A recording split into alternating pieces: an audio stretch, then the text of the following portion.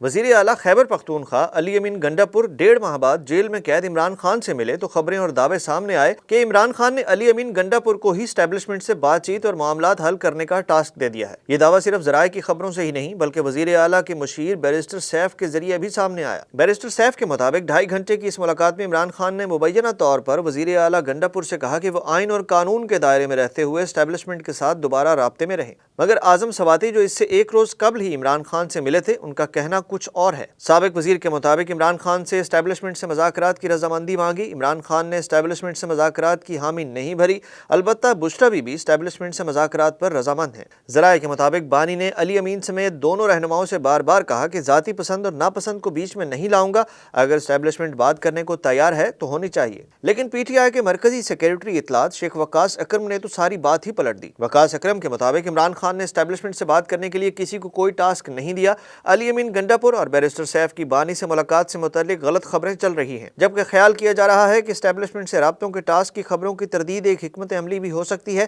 کبھی امکان ہے کہ پی ٹی آئی رہنماؤں کو ٹاسک مل چکا ہے، تاہم مذاکرات میں کسی پیش رفت تک اسے خفیہ رکھنے پر اتفاق ہوا۔